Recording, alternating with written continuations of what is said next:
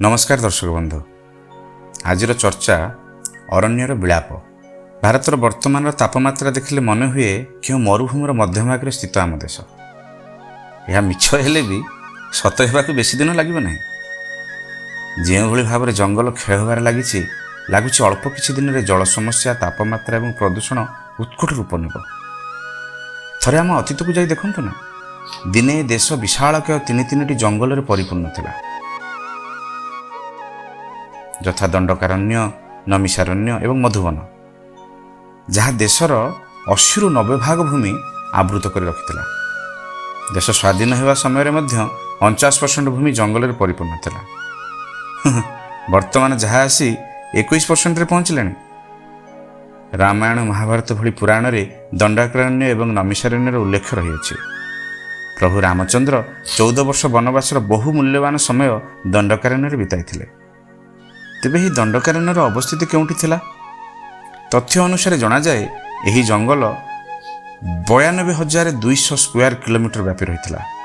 पश्चिम रे आबुजामर पर्वतठू पूर्व पूर्वघाटर पर्वतमाला पर्यंत यार विस्तृति थिला। 5 राज्य रे यार अवस्थिति थिला, यथा आंध्र प्रदेश, महाराष्ट्र, छत्तीसगढ़, उड़ीसा एवं तेलंगाना। नमिषारण्यर विस्तृति मध्य विशालकाय थिला। महाभारत पुराण रे यही स्थान रे अनेक ऋषि एकत्रित होई यज्ञ करथिबार उल्लेख रही।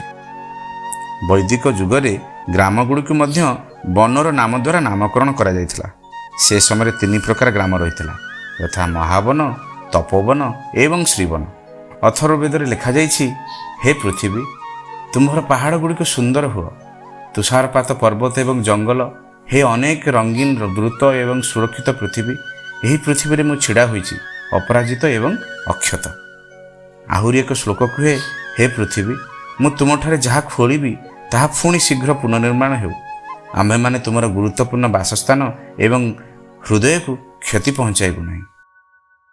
किंतु वर्तमान जंगल क्षय एते तीव्र हेबार लागिछि, जार फलस्वरूप तापमात्रा वृद्धि, कम वृष्टि एवं जलर उत्कट समस्या देखा देगलानी। तेणु हे मोर देशवासी, यह एक आह्वान, किंतु तुम्हें माने सतर्क हो एवं अनेक परिमाण में वृक्षरोपण कर चल, नहले दिन आसीब निमिषक पूरा पृथ्वी मंगल ग्रह परी मरुभूमि पलटिଯିବ।